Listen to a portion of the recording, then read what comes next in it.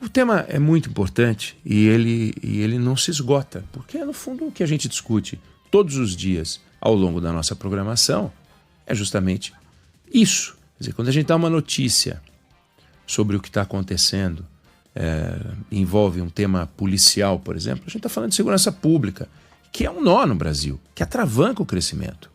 Atravanca o crescimento de qualquer país. Os países com taxas maiores de criminalidade crescem menos. O Brasil cresce menos por causa da criminalidade. Eu estou falando de custos absurdos. É a vida, é a angústia, é o desejo de não sair. Você acha que num país seguro a vida noturna não é mais ativa? Você acha que num país seguro não dá mais vontade de você abrir um bar, abrir um restaurante, abrir uma casa noturna, ficar até mais tarde? Você acha que num país mais seguro o custo do seguro não é mais baixo, do automóvel e dos bens? Se você tem um custo de seguro menor, é evidente que o mercado de seguros cresce, contrata, movimenta, mobiliza. Comprar hoje um carro envolve saber que o seguro é alto, em função disso também, da criminalidade, em função do número de acidentes, porque a gente é irresponsável, porque a nossa infraestrutura é complicada, é precária. Tudo isso vai atravancando o Brasil de um jeito que a gente não consegue mensurar, a não ser que a gente pegue vários estudos, e tem. A gente teria que pegar muitos estudos para saber qual é o impacto disso. Mas quando uma carga roda numa rodovia, com atrás uma viatura, com 2 agentes armados, olha o custo do frete. Quem é que paga essa conta? Só o governo engana a gente dizendo que o imposto é pago pelo empresário. O empresário não vai pagar o imposto, o empresário vai repassar o imposto. Evidente, se ele absorver o imposto e não repassar, ele quebra. E se ele quebrar, vai de embrulho todo mundo que trabalha naquela empresa. Então ele tem que repassar. E quando ele repassa o imposto, e esse IOF vai ser repassado, esse que foi aprovado agora, o Brasil vai ficar mais caro. E um Brasil mais caro produz menos. É complicado. Então, quando a gente fala do que faz a gente não avançar, esse é um item. Tem outros itens importantes. Quer dizer, Juliana Rosa falou sobre carga tributária. Não dá para ter uma carga tributária de 35% num país como o Brasil. Não faz o menor sentido achar que a gente precisa desse tanto de dinheiro para poder tocar o Estado brasileiro. Será que o Estado é tão eficiente assim que não tem aonde cortar? E esse benefício do corte não pode voltar para a sociedade? Ou o corte tem que virar outro gasto? Será que o governo é tão eficiente assim que ele é o melhor agente, gestor, e deve tocar tudo, todas as ferramentas têm que estar nas mãos do governo? Será que o governo realmente faz um programa social eficaz? Eu não estou falando que o programa é inútil, não. O programa Bolsa Família é fundamental. Mas será que a gestão do Bolsa Família é bem feita? Olha como é a gestão do programa de aposentadorias e pensões, o buraco que a gente encontrou agora, que a Polícia Federal encontrou, não foi o governo, a Polícia Federal encontrou. Então a gente fala de carga tributária, responsabilidade administrativa, que se mistura com isso. Responsabilidade fiscal. Você acha que o governo tem responsabilidade fiscal? Você acha que o governo tem responsabilidade? O governo gasta de maneira irrefreada. O governo é irresponsável, por definição. O dinheiro não é dele. Você acha que você gasta melhor o seu dinheiro ou o dinheiro dos outros? Se alguém lhe der 10 mil reais e falar assim, eu quero que você gaste até o final do dia, você gasta. O dinheiro não é seu. Agora, se alguém lhe der, se você conseguiu 10 mil reais e alguém falar, duvido você gastar 10 mil reais até o fim do dia, você vai dizer, por que eu vou fazer isso? O dinheiro é meu, foi difícil trabalhar e ganhar esse dinheiro. Então o dinheiro dado, que é o dinheiro do governo, na cabeça do governo, o dinheiro é dado. Quer dizer, arrancado, né? Roubado, tomado, mas vai lá e gasta. E na apresentação, o que eu propus é a gente pensar a partir de um indicador que a gente já discutiu aqui, que é a renda per capita. Será que a gente consegue aumentar a renda per capita do Brasil de maneira expressiva? Será que a gente consegue fazer com que os próximos 20 anos sejam melhores do que os últimos 20 anos? Quer dizer, como é que seriam os negócios no Brasil se nos 20 anos que a gente tem pela frente, a gente conseguisse oferecer para o meio empresarial e para as pessoas de uma forma geral um ambiente muito mais saudável.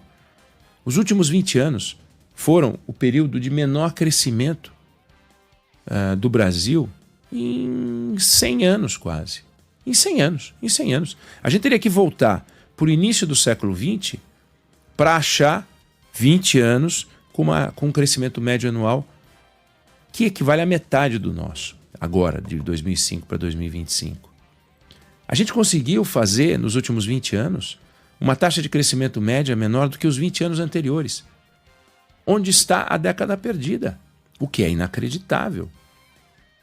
Então o Brasil chegou a ser observado, analisado, apontado como realmente o país do futuro, porque vinha crescendo a 7% ao ano, que é uma beleza.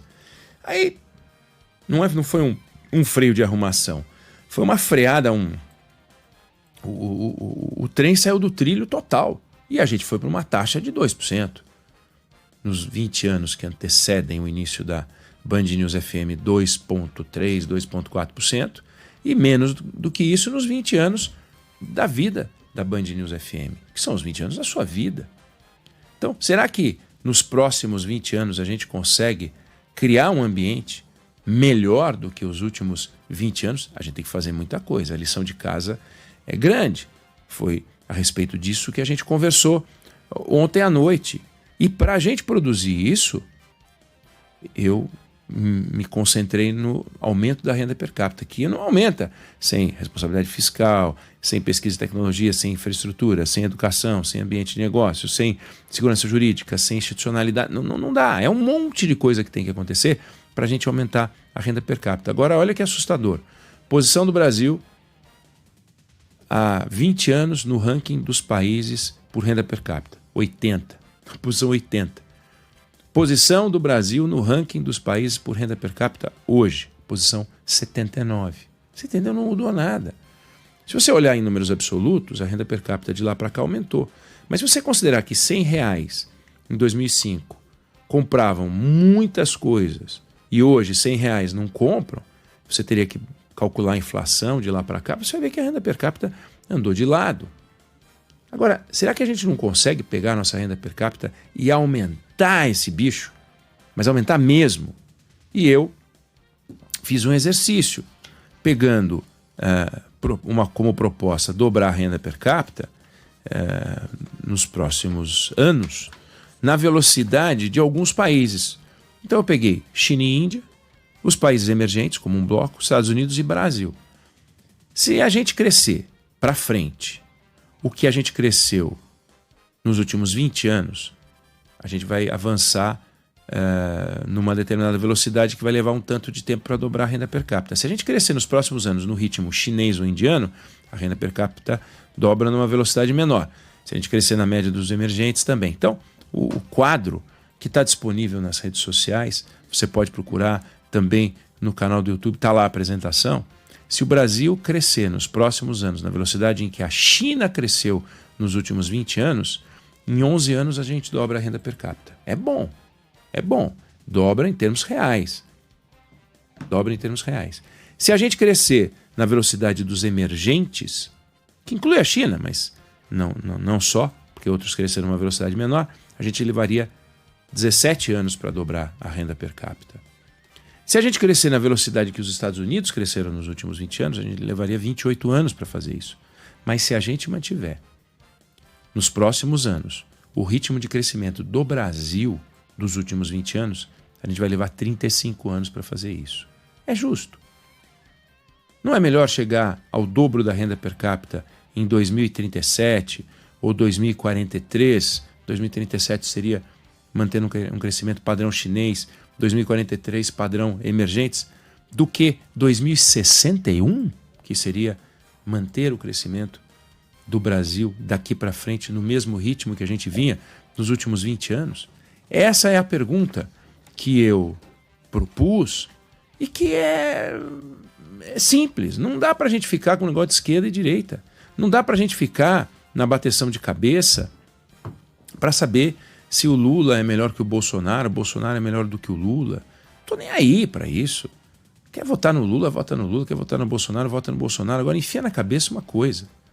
A gente precisa, como disse a Juliana Rosa, escolher melhor. Escolher melhor não significa trocar o governante. Escolher melhor significa questionar o candidato.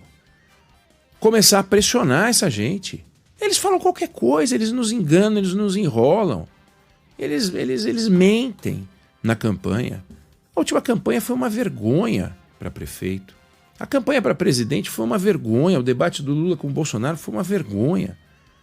Eles não se sentiam obrigados a explicar nada, a falar de programa de governo, a apresentar nenhuma proposta concreta de transformação do Brasil. Nada, só enganação. Enganação da esquerda, enganação da direita. E a gente, olhando esses números, o saldo dessa empulhação é esse Brasil que a gente construiu nos últimos 20 anos, que não passa só por Lula e Bolsonaro, ainda que em 2005 o presidente da República fosse o Lula, quando nasceu a Band News FM. Era o Lula, com outro governo, outro desenho, o ministro da Fazenda era outro, era o Antônio Palocci, o presidente do Banco Central era o Henrique Meirelles, a realidade era outra, o presidente americano, embora fosse um republicano, era o George W. Bush, não era o Donald Trump, o ambiente era outro, muito mais favorável ao Brasil. E ainda assim, de 2005 para cá, olha o que a gente produziu. Muito em função do trabalho desastroso, da incompetência do governo Dilma, não há a menor dúvida disso. Mas sempre vai ter um governo que vai ser mais incompetente e um governo que vai ser mais competente. Não vem ao caso aqui ficar vendo quem acertou, quem errou. Agora, quando você olha os números e olha no atacado, você fala, temos um buraco que prejudica você, que prejudica o seu filho, que prejudica o seu irmão, que prejudica o seu pai, prejudicou o seu avô. Então você vê um aposentado sofrendo as consequências, e eu não me refiro à fraude, eu me refiro ao volume, o valor da aposentadoria. Eu me refiro ao fato de que tem 2,5 milhões de pessoas, ou mais do que isso, esperando por um benefício do INSS que não sai, um direito, porque esse Estado é porcalhão, esse Estado é incompetente. Isso no mundo dos avós. E no mundo dos pais? Como é que vão ter oportunidades? Sabe, é impressionante quando um país está crescendo, como as oportunidades estão aí. Você larga um emprego e surge outro. Você larga o outro e abre um negócio. Você abre seu negócio e, se ele for bom, ele vai vender. Pode vender pouco, pode vender médio, pode vender muito. Agora não dá para ficar do jeito que está. Como eu falei na apresentação, não dá, a gente não consegue se financiar. Vai pegar um empréstimo para capital de giro, vai pegar um empréstimo para abrir um negócio, vai ver a burocracia, os valores, as taxas e tal. Você vai falar, pô, é melhor não fazer nada. O que é um absurdo. Então, a gente não pode desanimar. E o Brasil não pode ficar desanimado. E o empreendedor não pode ficar desanimado. E quem trabalha não pode ficar desanimado. E o estudante não pode ficar desanimado. Mesmo vendo o nível da educação. A gente não pode ficar desanimado. Mas é duro não ficar desanimado quando você olha para os governantes e vê que eles estão nos enganando.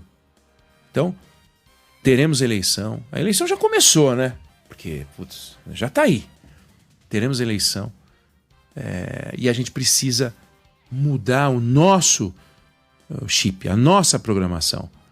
Não adianta a gente querer que o novo líder, o novo presidente, o novo governador mude. Eles não vão mudar se a gente não trocar o jeito de pensar. O jeito de pensar é, eu quero um país melhor. Me prove que você é o melhor candidato para fazer isso. Já vai ser um bom começo. Eu não sei se você concorda ou discorda, mas essa é a opinião que eu tenho sobre o assunto.